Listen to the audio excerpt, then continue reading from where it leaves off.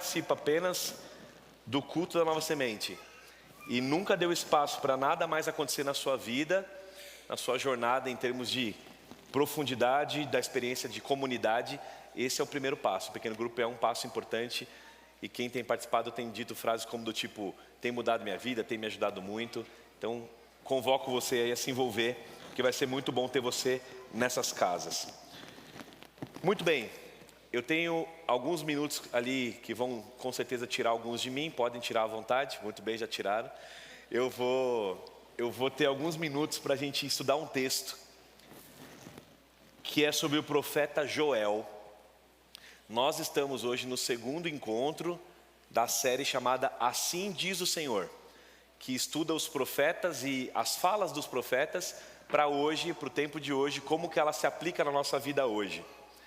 E eu queria te convidar a abrir Joel, e na verdade quem encontrar Joel primeiro já vai ganhar um prêmio, porque é bem difícil de achar Joel. São 3 capítulos só, está escondido aí na sua Bíblia. Se você nunca leu Joel, essa é a oportunidade que você vai ter de ler Joel, porque dá para ler inteiro aqui hoje e para entender o que ele fala. Então aproveita esse momento e abre aí a sua Bíblia em Joel. Quando eu era menino, eu aprendi uma música que dizia os nomes da Bíblia, dos livros da Bíblia. Então se você sabe essa música, você canta aí. Como é que era? Ezequiel e Daniel, Oséias, Joel. Todo mundo aí frequentou a classe, ganhou estrelinha. É isso aí. Então tá lá depois de Oséias e antes de Amós e Obadias. Abra sua Bíblia em Joel, deixa aberta, a gente vai ler o texto e vai conversar sobre este texto. Vamos fazer uma breve oração e eu quero te convidar então a gente estudar isso juntos. Pai, nós temos agora a Tua palavra aberta e temos a Tua palavra que foi dita para Joel há muito tempo. Nós gostaríamos de pedir ao Senhor e clamar ao Senhor para que essa palavra ela se renovasse no nosso coração e tivesse um impacto hoje, aqui e agora, através do Teu Espírito Santo, Senhor. Para que, assim como Israel viveu transformações, que a gente também saia daqui decidido a continuar caminhando dentro do Teu propósito e renovando a nossa aliança contigo. Eu te peço assim, a Tua presença, o Teu agir em nós, em nome de Jesus. Amém. Amém. Queridos, Joel é um profeta. E essa série vai falar dos profetas. Já falamos sobre Jonas, hoje o escolhido foi Joel. O profeta, segundo o pastor Felipe Carani introduziu a série, não é um vidente, não é alguém que vê o futuro apenas, não está associado a isso. O profeta é alguém que é boca de Deus. O profeta, a melhor tradução é aquele que fala em nome de Deus, ele traz o recado de Deus. E não tem a ver apenas com a sua habilidade, com o seu status, mas tem a ver com o cumprimento de uma função, guarda isso, uma função específica para um tempo específico. O profeta é levantado para ser boca de Deus num tempo específico, para uma função específica, para algo que está acontecendo naquela geração, naquele tempo. Se você quer saber se tem profeta hoje, como provar um profeta, como saber que uma profecia é verdadeira e saber que aquilo é de Deus ou não, aqui não vai dar tempo de explorar tudo isso, mas você pode ir ao Começos, que é o nosso estudo da Bíblia, todos os sábados às 5 da tarde, sábados às 5 horas, a gente tem uma classe que estuda isso. E tira dúvidas de vocês, e é um ambiente mais aconchegante, tem ali um espaço para vocês comerem alguma coisa e poderem falar sobre a Bíblia. Então fica o nosso convite para isso. Mas hoje eu quero falar um pouquinho sobre o que acontece lá com Joel e Israel e que a gente pode trazer para a nossa vida hoje. Então, o que a gente sabe sobre Joel? Vamos ler o livro. Se você nunca leu Joel, é a sua oportunidade agora. Alguém achou Joel? Muito bem. No celular é mais fácil. Você só digita, ele aparece. Mas na Bíblia, meu amigo, achar Joel. Número 1. Capítulo 1, verso 1. Diz assim: o Senhor deu esta mensagem a Joel, filho de Petuel. Então tudo que a gente sabe de Joel está aqui. Ele é um mensageiro, um profeta, filho de Petuel. Aí você vai estudar um pouquinho para tentar entender quem é Joel, qual que é a estrutura do livro, de onde ele vem. Aí você descobre uma coisa: Joel era um camarada que era certamente de Israel ou de Judá, e ele tem o seu nome como significado Jeová é Deus, é isso que significa Joel, Jeová é Deus, e provavelmente ele vivia em Jerusalém. Porque a narrativa bíblica de quando ele fala de Jerusalém, ela é muito vívida, ela é muito realística. Então os teóricos dizem, ele certamente vivia na cidade. Não era sacerdote, mas era um menino que certamente nasceu para ser alguém que declarasse com a vida que Jeová era Deus. Então ele recebe esse chamado para esse tempo específico para falar para o reino do sul de Israel. Deus levanta ele como profeta, e o livro de Joel tem algo curioso, são só 3 capítulos. Eu vou resumir rapidamente os 3 capítulos aqui para vocês. Nesses 3 capítulos existe uma curiosidade literária. Olha que interessante.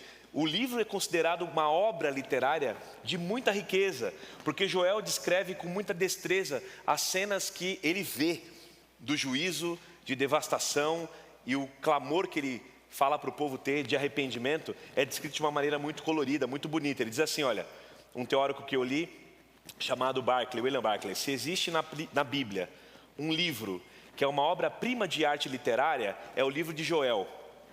Há outros profetas que escreveram com maior paixão e maior poder, que se elevam a mais sublimes altitudes na revelação divina, mas dificilmente há um escritor do Antigo Testamento que tenha demonstrado empenho mais cuidadoso, detalhado e primoroso para dar polimento, remate e beleza à sua obra literária. Então Joel é um livro que é bonito, mas é um livro caótico, porque ele escreve com beleza uma cena de caos.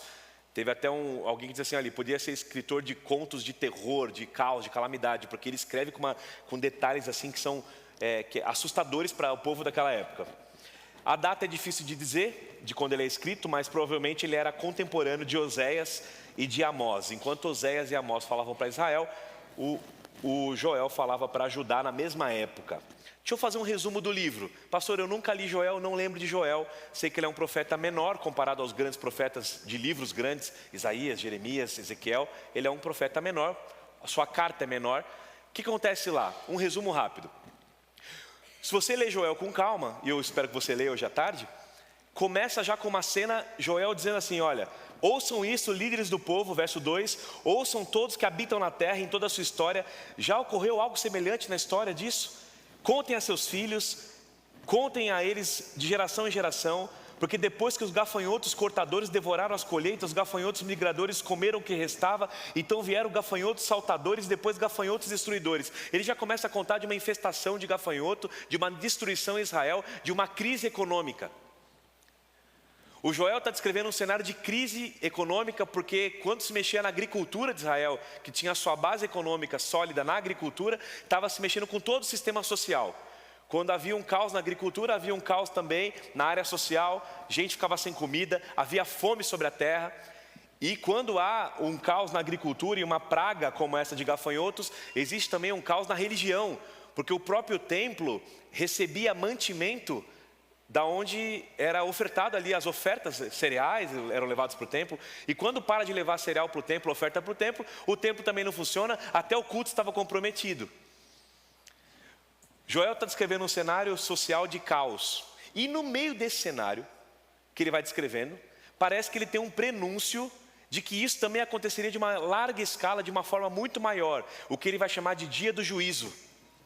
Ele vai olhando aquela situação e vai dizendo, olha, a gente está passando fome, está sendo tudo devastado, os dentes como leões vão comendo tudo, vai destruindo as videiras, você que toma vinho, você não tem mais vinho para tomar, está tudo errado aqui. O caos está instaurado, mas ele começa a descrever no meio dessa situação o dia de um juízo. E queridos, aqui a gente tem um exemplo de uma profecia que é uma profecia clássica. Diferente de uma profecia apocalíptica que fala do fim dos tempos e tem data marcada, Daniel fala de datas, quando vai acontecer, que ano vai acontecer. A profecia clássica, ela mistura essas duas coisas. Você não sabe se ele está falando só dali de Israel ou se ele está falando do final do tempo também. Você que lê o livro, você vai ficar confuso. Mas isso aqui é a volta de Jesus? Ah não, mas será que isso aqui se cumpriu em Israel? Será que já se cumpriu no Pentecostes? Você não sabe. O ponto é, a ênfase do que Joel fala, na profecia clássica, não está no tempo que acontece a coisa, não é na data. Diferente da apocalíptica que foca na data, no evento. Essa foca na natureza do evento. Então quando Joel fala, não é importante saber quando acontece, mas o que ele está dizendo que vai acontecer e o que está acontecendo. A natureza do evento. Isso é mais importante. Então o que acontece? Começa com o ataque de gafanhotos, no meio do livro, capítulo 2. Ele descreve o dia do Senhor, o dia do juízo. E aí ele faz um chamado ao arrependimento. Ele diz assim, olha, voltem para o Senhor, o Espírito vai ser derramado, e então tem um julgamento das nações inimigas, e Deus então prospera com o seu povo lá de Sião e de Jerusalém. Vou resumir de novo aqui, agora chamar a sua atenção. Abre com um cenário de caos, Joel começa a descrever esse caos como um prenúncio para um dia do juízo, vem um chamado ao arrependimento, o Espírito Santo desce sobre as pessoas e ele mostra que tem um efeito imediato, mas também tem um efeito futuro, e aí mostra a batalha final, quando os inimigos e as nações vão ser subjugadas por Deus. Esse é o resumo do livro. Se você nunca leu o livro, você acabou de entender a história de Joel. Ele está dizendo que a crise passa por uma volta para o Senhor, e essa volta para o Senhor tem o Espírito Santo agindo para agora e para o futuro, até que Deus seja vitorioso. Essa é a história de Joel. Agora eu quero olhar com calma com você essas duas partes do livro. A primeira parte histórica, a segunda parte dessa predição de Joel. Então você vai acompanhar comigo aí que está aberta a sua Bíblia. No capítulo 1, no verso 16, fica muito claro que essa fome podia ser real. Porque muita gente acha que esses gafanhotos eram simbólicos, eram símbolos de nações que invadiam a terra. Mas olha o que diz o verso 16 do capítulo 1. Nosso alimento desaparece diante dos nossos olhos. Já não há alegria, não há exultação na casa de nosso Deus. As sementes morrem na terra seca, as colheitas de cereal se perdem, os celeiros estão vazios, os armazéns estão abandonados. Essa expressão, nosso alimento desaparece diante dos olhos, muitos dizem assim, é impossível Joel ter dito isso e ter sido algo apocalíptico, apenas simbólico. Eles viram realmente uma fome atacando Israel. Você tem que entender o que está por trás desse conceito. Que na verdade, por trás dessa aparente maldição de Deus atuando e permitindo uma fome, existe uma crença, que nós estudamos aqui, de que a aliança de Deus, quando guardada, manteria o povo abençoado, imune, sem fome, sem doença. Nós estudamos isso aqui. O amor de Deus manteria esse povo. Mas quando o povo quebrasse a aliança, naquela lógica de Israel, o que acontecia? Se você quebra a aliança, a fome vem. Deus envia e permite que venham pragas sobre as plantações. Então o que está por trás aqui, o mais importante, não é a crise moral, ética, social e financeira daquela região, daquele estado, e daquele momento que Joel está vivendo. O que está em voga aqui é que existe uma crise espiritual. Isso é mais importante a gente entender. Por trás disso aqui existe a quebra de uma aliança. Israel estava conformada com uma situação espiritual de religiosidade, conformismo religioso. Israel fazia muitos cultos para Deus, e a maioria dos profetas encara isso, dizendo assim, olha, vocês fazem muito culto para mim, é muito culto, é muita oração, é muita oferta, é muita entrega, é muita coisa, mas só que eu não aguento mais isso aí. Aliás, tem um profeta que vocês vão estudar daqui uma semana, que diz assim, eu estou enjoado de ver vocês em culto. Você imagina Deus olhar para nós aqui e falar assim, ô Nova Semente, eu não aguento mais ver vocês se reunindo aí, nossa, me dá náusea ver vocês juntos cantando para mim. É isso que Deus está falando. Nossa, eu fico enjoado quando vocês se reúnem para mim. Nossa, eles cantam lá, eu quero mais de ti, Senhor. Nossa, me dá um enjoo ouvir isso. Sabe por quê, Israel? Sabe por quê, Nova Semente? Porque vocês cantam, doam, dizem que servem, mas seu coração está longe de mim. Deus estava falando isso para aquele povo. Então a crise quando vem para retomar o nosso coração, a nossa indiferença para com Deus, para a gente voltar a falar de Deus, voltar a pensar em Deus, voltar a andar com Deus. Queridos, eu como pastor tenho pouco tempo de experiência pastoreando, mas o pouco que eu tenho, a intensidade com que eu estou vivendo aqui é muito grande. Pessoas que eu vejo que vêm falar comigo, dificilmente alguém vem procurar um pastor quando está tudo bem. Aliás, eu nunca recebo ligação de boa notícia. É muito difícil. Se ligou para mim, é bucha. Tipo assim, pastor, eu preciso de ajuda. E está tudo certo, a gente está aqui porque a gente é irmão e vamos assim até o final, juntos. E Deus me colocou para servir essa comunidade, com vocês. Não tem problema nenhum. Agora, o problema é, as pessoas quando está tudo muito bem, existe uma tendência. Autossuficiência. Deus não é tão mais necessário. A lógica é muito inversa. Parece que quando está tudo bem, que você tem que ficar em paz com Deus e agora eu posso ser usado por Deus. Parece que você esquece desse processo. Agora, o contrário é muito certo também. A primeira crise que abate uma pessoa, uma emoção, uma família, uma empresa, uma casa, o culto de quarta-feira aumenta o número de pessoas que vêm aqui. Por quê? Porque as pessoas querem buscar a Deus. As crises têm esse impacto sobre nós, vocês sabem disso. Quem já viveu aqui uma crise, ou está vivendo uma crise agora, sabe do que eu estou falando. A gente se apega, a gente volta a pensar no que é eterno, a gente pede ajuda, a gente não sabe para onde correr. E aqui, quando Joel abre o livro dizendo, ouçam isso, vocês já viram o tamanho da destruição? Ele começa a misturar essa fala com o dia do juízo.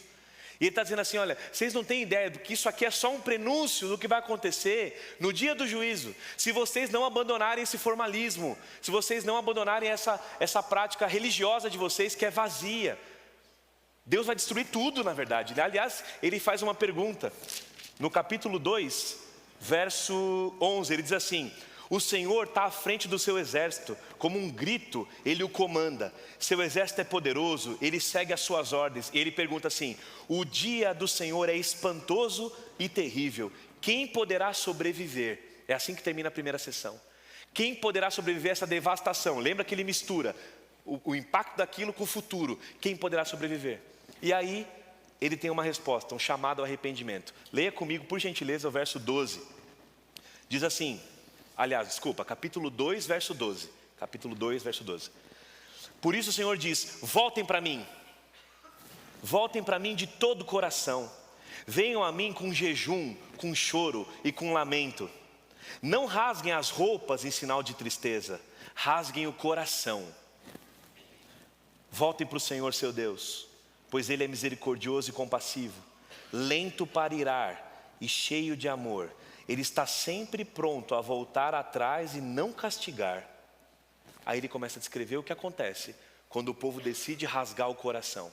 Se vocês rasgarem o coração, ele diz, Deus vai restituir, Deus vai chamar de volta, Deus vai trazer de volta chuvas, bênçãos, Deus vai trazer de volta o que vocês perderam. Os exércitos vão ser mandados embora, a vitória vai ser de vocês. Ele começa a dar uma série de bênçãos, mas ele chama todo mundo para essa revolução. Continua lendo comigo o verso 13, aliás, 14 em diante. Quem sabe Deus mude de ideia e lhes envie bênção em lugar de castigo. Talvez possam apresentar ofertas de cereal e vinho ao Senhor, como faziam antes. Verso 15 do capítulo 2. Toquem a trombeta em Sião, olha agora. Convoquem um tempo de jejum para toda a nação. Juntem o povo para uma reunião solene. Reúnam e consagrem todo o povo, ancião, criança, até os bebês. Consagrem até os bebês. Chamem o noivo que está no seu aposento, chama a noiva que está no quarto. Não é hora de lua de mel agora é hora de orar. Que os sacerdotes que servem essa parte foi eu que falei, viu? Se você está buscando aí. Cadê esse negócio? Qual versão é essa, pastor? Mas não é hora de curtir a vida, agora é hora de buscar arrependimento. Que os sacerdotes servem na presença de Deus, que eles possam chorar. Que aqueles homens que intercedem chorem. Façam essa oração. Poupa o teu povo, Senhor. Não permita que essa nação que pertence a ti se torne objeto de zombaria. Que eles perguntem, onde está o seu Deus? Aí ele diz, então o Senhor teve compaixão do seu povo. Querido, essa história se repete em todos os profetas. A gente sabe o que tem que fazer, não faz. Quebra a aliança de Deus. Sempre vem a boca de Deus na boca de alguém, através de algum lugar, e diz assim, você está num caminho de morte. Volta para o Senhor. Sabe o que você vem fazer na igreja todo sábado? Além de celebrar a vida, além de encontrar sua comunidade, ser inspirado e sair daqui para servir, você vem para ouvir todo sábado. Se você está andando num caminho que é fora do propósito de Deus, volte para o Senhor, rasgue teu coração, porque Deus é muito amoroso. E é assim que a gente caminha de sábado a sábado, ouvindo a palavra de Deus, assim como os profetas falavam. Sempre vai ter uma boca de Deus convidando você, graças a Deus por isso. Graças a Deus por isso. Eu queria extrair daqui algumas lições para a gente, práticas agora, para você pensar na sua vida em 2018. Existe algo na Bíblia e na profecia que chama escuta dupla. Escuta dupla. Eu chamo de escuta do sofá. Você vai entender por quê. Por que a escuta é dupla? Porque Joel escreveu isso numa data muito tempo antes da gente entender que mundo era mundo, que você existia. A gente não sabia de nada disso. E a escuta do sofá eu digo que é como se fosse uma mãe que chega na sala e diz assim, para um pai que está no sofá e para a filhinha que está empolgada. Filha, sabia que falta 3 dias para o Natal? O que a filha sente? Uau, 3 dias para o Natal, vai ter peru, vai ter não sei o que, vai ter presente. A filha fica desesperada, alegre. O pai que ouve isso no sofá, ele pensa assim, meu Deus, eu não comprei presente, eu não comprei nada, eu vou gastar um dinheirão, meu Deus do céu. A reação para a mesma fala é completamente oposta de acordo com o seu contexto. A profecia faz exatamente a mesma coisa, escuta dupla. Joel falou naquela época para Israel. O que a gente escuta do sofá? Como que a gente age a partir de agora, em 2018? Então eu vou tirar 3 lições dessa escuta dupla que a gente tem que olhar para a Bíblia assim. Porque Deus falou para o Joel falar para o povo de Israel. Eu não sou Israel, eu não sou de Judá, mas eu estou aqui em 2018 vivendo num país que tem crise ou não tem crise?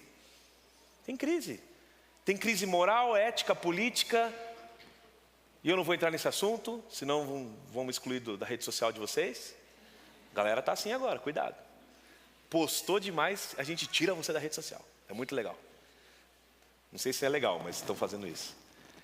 É um negócio assim, política está um negócio forte. Falar do púlpito então, estou abrindo um leque aqui, do tipo, quando eu preguei no primeiro sermão, eu falei disso, alguém falou assim para mim, o senhor abriu aquela janela, eu pensei, como ele vai sair dessa agora? Então tá assim, está sensível, porque a gente está numa crise financeira, educação, gente com fome ainda no Brasil. Índice de desigualdade crescendo, suicídio, a gente tem uma pauta enorme. O fato é que antes de tudo, a gente tem que enxergar essa crise como uma crise espiritual. Porque é assim que Joel via. O resultado que está acontecendo hoje é só um prenúncio do distanciamento do homem de Deus. Vocês sabem disso. Eu não preciso ser conservador e nem fundamentalista para falar isso. Nós sabemos que o coração humano é o problema de todas as coisas. Se não existiria corrupção em lugares sacros, a gente sabe que há corrupção onde há o homem. Então a gente está falando de uma crise espiritual da nossa nação. E as lições que eu extraio disso, primeira delas, Deus tem o controle da história, mas muitas vezes Deus permite calamidades, crises, para despertar a gente da nossa religiosidade, porque a nossa formalidade não é suficiente. O que é formalidade, pastor? Eu vou descrever o que o Tim Keller, um autor que eu gosto muito, fala de um religioso formal. Eu quero que você pense em você agora. Não pensa no seu marido, porque a gente tem essa mania. Não pensa na sua esposa, não pensa no fulano e tal. Pense em você. Religiosidade. Quando sua vida religiosa se resume a sentar num auditório 1 hora por semana, e você separa o espiritual do secular. Você desliga o botãozinho do espiritual e vai para a tua carreira, na segunda, sexta. Aí no sábado, você desconecta o botão do secular e liga o espiritual. Fala, agora, eu quero mais de ti, Senhor. Se você pudesse, você desligava e cantava, eu quero mais dinheiro, eu quero mais... Muda a música. Quando você separa a sua vida, o que Tim Keller fala, o efeito da separação das dimensões, esferas da vida, onde Cristo não é Senhor de tudo, e a sua religião se resume e se contenta com 1 hora num culto religioso, num auditório de programa religioso, que é um bem de consumo também, porque aí, aqui tem estética, tem luz, tem oratória, tem uma série de coisas que você consome, mas se for só isso, aí ele fala, toma cuidado, porque você pode estar entrando numa formalidade religiosa. Eu não estou falando para ninguém, estou falando para que você pense na sua caminhada com Deus. Segundo, quando você já deixou de ter prazer na presença de Deus, você não consegue mais orar, você não consegue mais ler a palavra de Deus e ter prazer em buscar conselho de Deus para viver aquela vida, ouvir o Espírito Santo. Você não pensa mais nessas coisas. Eu não estou falando do tempo de oração, tá? Eu estou falando de intensidade de busca. É o quanto eu quero realmente buscar a Deus. Quando sua agenda já foi trocada de vida. Quando eu sei que eu estou religioso, pastor, formal, e Deus está me chamando para voltar. Quando você reavalia o conteúdo das suas orações e vê que os seus pedidos são sempre egoístas. Sempre voltados para a sua vida, para o teu caminho, nunca para os outros, nunca para um propósito maior. Tua oração é sempre voltada para o teu reino. Ele continua dizendo, quando você começa a fazer concessões na sua jornada com Deus, que antes pareciam improváveis, você se vê regredindo, você se vê voltando, você se vê dizendo assim, puxa, moralmente eu estou pior. Eu não estou cuidando mais de mim, das minhas janelas da alma, eu estou vivendo estranho, eu estou crescendo em 10, 15 anos de evangelho, de religião, mas parece que eu estou voltando para trás. Você sente isso em termos de prática. Quando você sente que está alienado da missão de Deus, a vida está passando, você está se envolvendo nas coisas da vida, comprando, vendendo, casando, dando-se em casamento, como a Bíblia diz, que é vivendo a vida, mas a missão de Deus está longe da sua realidade. Você não tem paixão nessas coisas, em ver alguém sendo transformado e sendo usado por Deus. Não é pauta da sua conversa, não é pauta da sua agenda de vida, não é pauta da sua agenda de oração. A vida está passando, mas você vem à igreja. E você nunca falta a Nova Semente. E você diz que adora os cultos aqui. E você faz selfie lá na frente e posta hashtag culto top. Hashtag ama essa igreja. Hashtag adoro o pastor Kleber.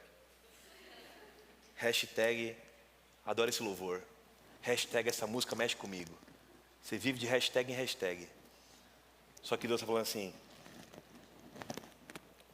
sua religião vira rotina e vira formalismo quando você doa, falando de dinheiro mesmo, mas não tem gratidão para doar e nem propósito. Doa por medo, por ganância, por culpa, por formalismo cultural. Quando você canta, mas não sente que está cantando de verdade, está cantando porque está todo mundo cantando, está cantando porque sentou na frente e o pastor ficou olhando para você, não cantar estranho, está cantando, mas não canta porque ama, porque fala, Senhor, parece que não tem mais nada. Você já se sentiu assim, um deserto de Deus? Já se sentiu assim?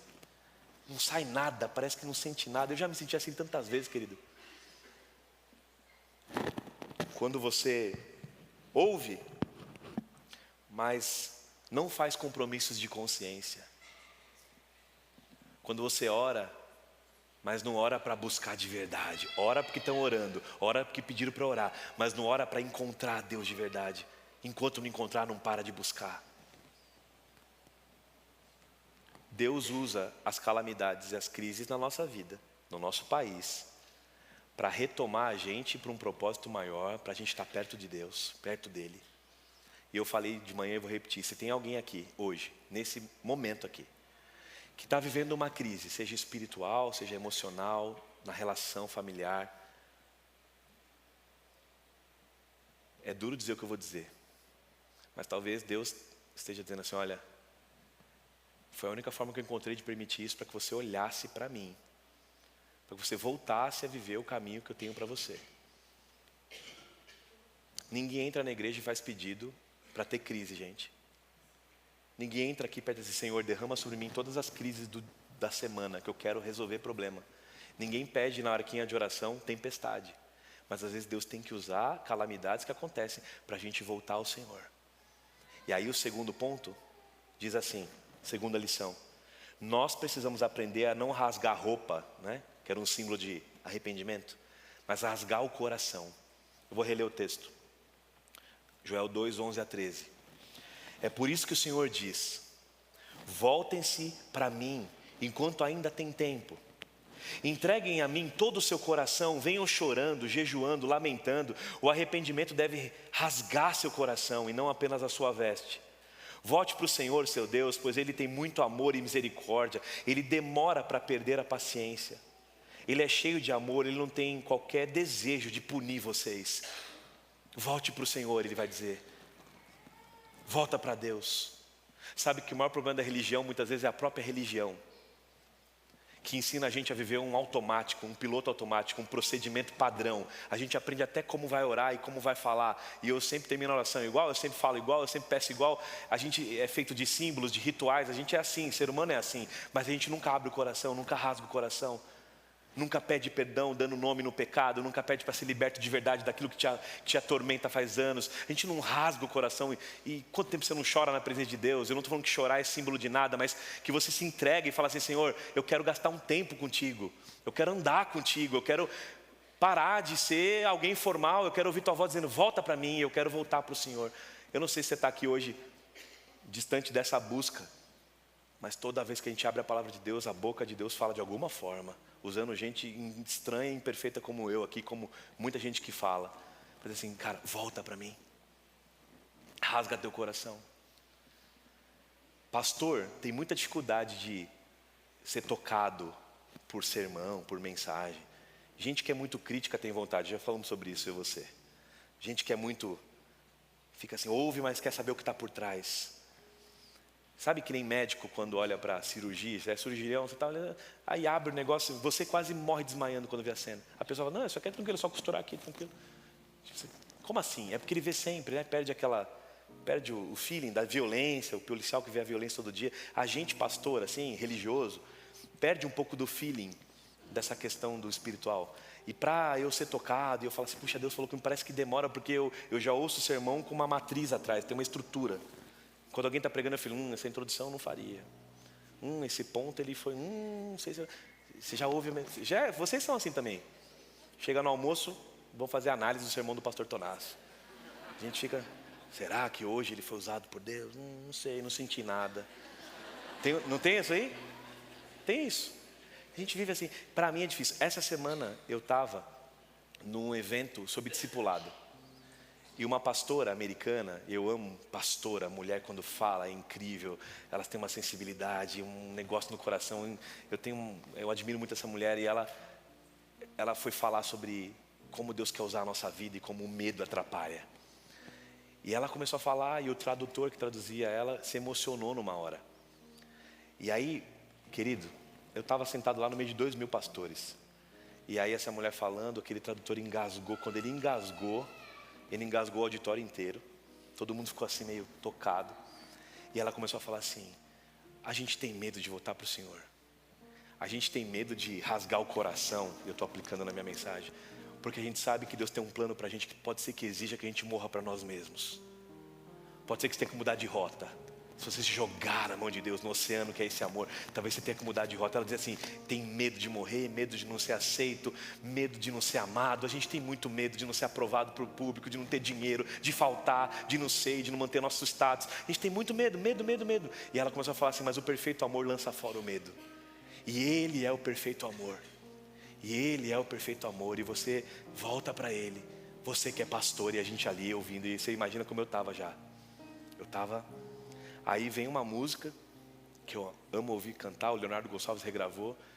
Ela canta assim, a ti eu vou clamar. Tá no tom, hein? Pois tudo vem de ti. Já ouviram? E tudo está em ti. Por ti vou caminhar, agora eu vou cantar. Por ti vou caminhar. Tu és a direção. Tu és a direção, o sol a me guiar, o sol a me guiar. Tudo pode passar, tudo pode passar. Teu amor jamais me deixará, teu amor jamais me deixará. Sempre há de existir, sempre há de existir. Novo amanhã preparado para mim, novo amanhã preparado para mim. Não precisa cantar mais não. O refrão fala assim, eu me rendo a teus pés. É tudo que eu preciso para viver. Aí eu estava já arrasado, tinha os pastores assim. Sabe o que eu fiz? Eu saí pelo Dom Pedro, pelo estacionamento, e fui orar. Porque eu precisava falar com Deus. Aí eu saí, fui andando assim, orando. Aí eu liguei para a Mari, que é minha sacerdotisa, eu confesso com ela as coisas. Amor, eu estou assim, estou quebrado, Deus falou comigo que eu tenho que mexer nisso, aquilo. Aí eu falei, cara, quanto tempo que eu não fazia isso com Deus? Tem semana que passa e passa. Tem semestre que passa e passa. E a religião para um pastor então, nossa, para ficar formal é muito mais fácil, porque a gente vive disso. Aí eu fiquei pensando, será que você está aqui hoje, vivendo crises espirituais, ou vendo a crise que está esse mundo, e Deus não está gritando para você, volte para mim, rasga teu coração, quebra esse formalismo e vem para uma dimensão diferente, sabendo que sempre tem um novo amanhã para quem está disposto. Joel termina o livro, eu tenho que correr, dizendo assim, e a terceira lição, o Espírito Santo vai ser derramado, ele fala, naquelas pessoas que estavam lá, e se você escuta do sofá, tem a ver com você hoje aqui. Ele diz assim, ó, haverá que depois que eles voltarem para mim, o coração, eu vou derramar meu Espírito sobre toda a carne.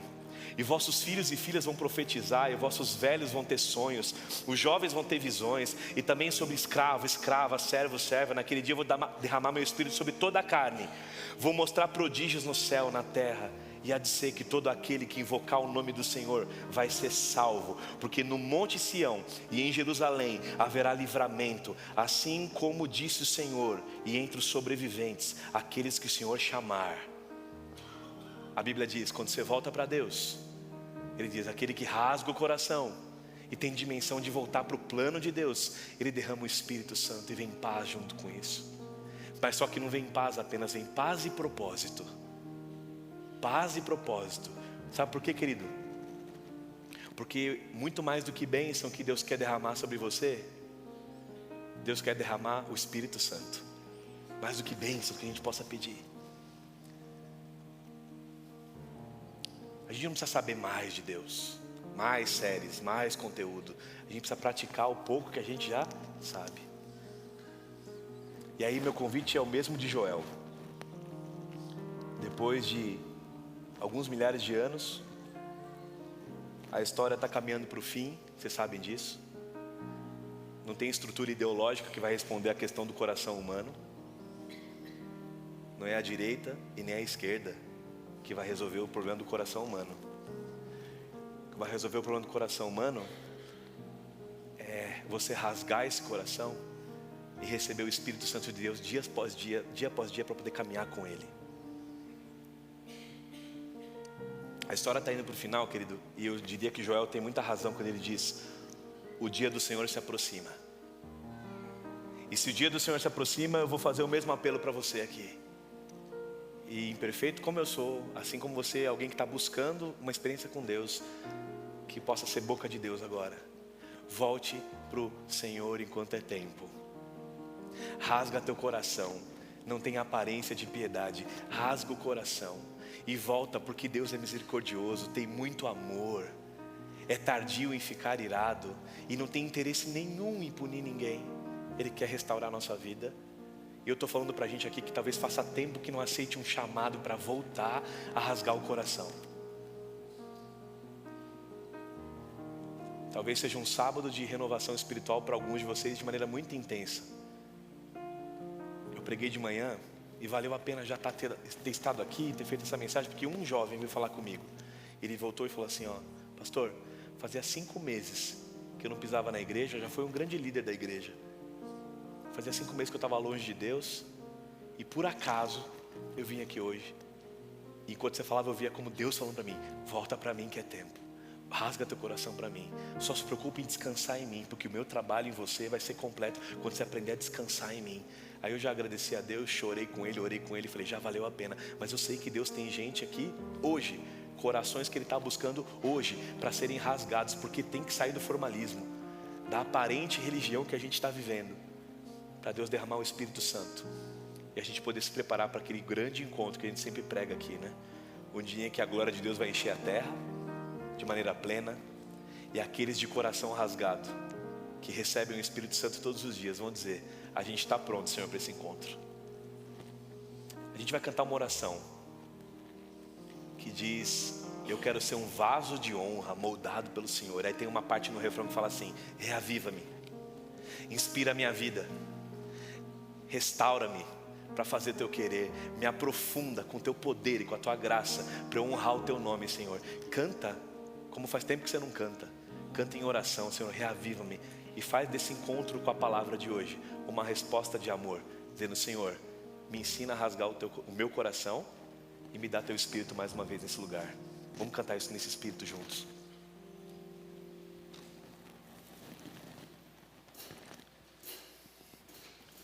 Fique em pé. Pense em cada palavra. Faz uma oração. Abraça quem você ama, sua esposa. Canta em família. Esse é o momento da gente celebrar essa palavra que vem sobre nós nesse momento. Cante. Eu quero ser um vaso de honra. Abre o coração. Moldado pelo Senhor, com a mensagem de amor e esperança aos homens por onde for. Vamos orar isso juntos, cante. Reaviva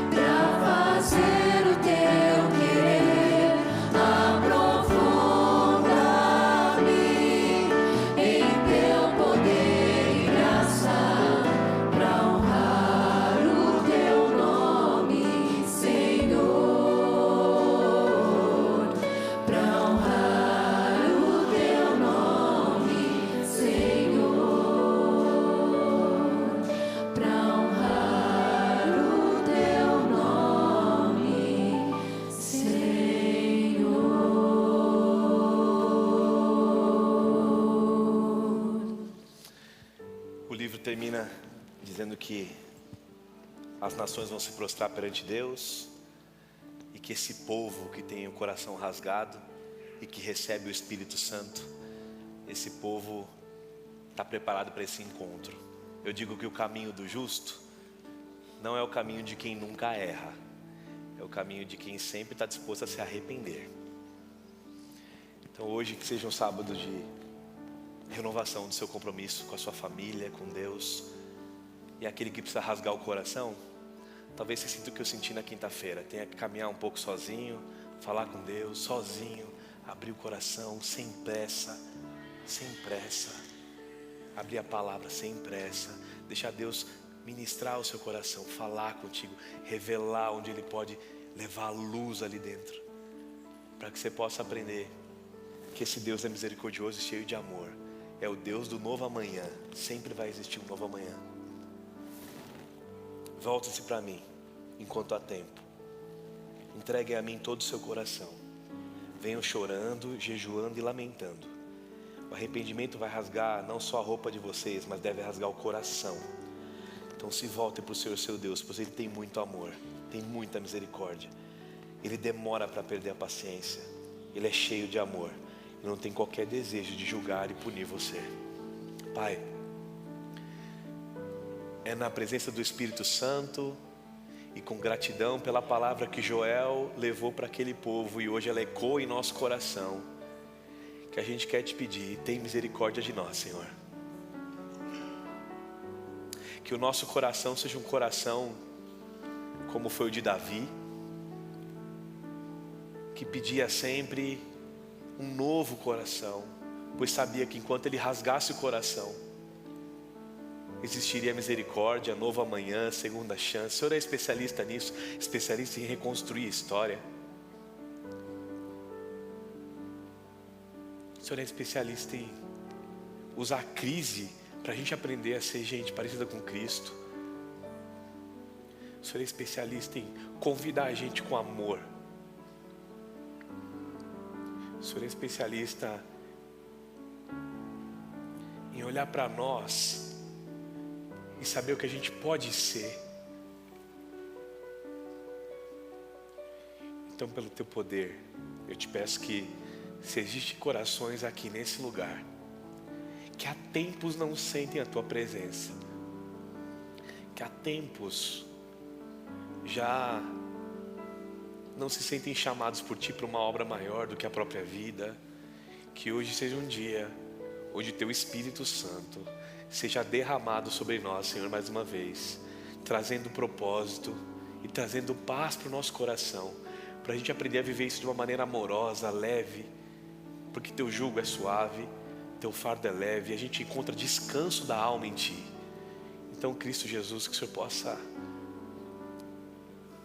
ao andar por esse lugar, ao trabalhar nos corações aqui, ouvir as preces que rasgam o coração, assim como eu pedi que orações voltem a ser feitas nos lares, que Bíblias voltem a ser abertas para te encontrar, que teu Espírito continue trabalhando na gente tempo em tempo, até esse dia do Senhor chegar, que a gente aprenda a viver assim, com essa postura de coração aberto e rasgado, porque o Senhor é muito amoroso, muito misericordioso, e a tua misericórdia se renovou para nós hoje, mais uma manhã, Senhor.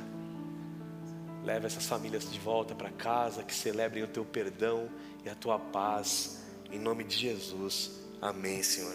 Amém, amém. Dá um abraço de coração rasgado em alguém que você ama. E eu vou pedir para a gente cantar. Pode despedir a internet. Deus abençoe você. Vamos cantar a música lá? Aquela música bonita? A ti eu vou clamar.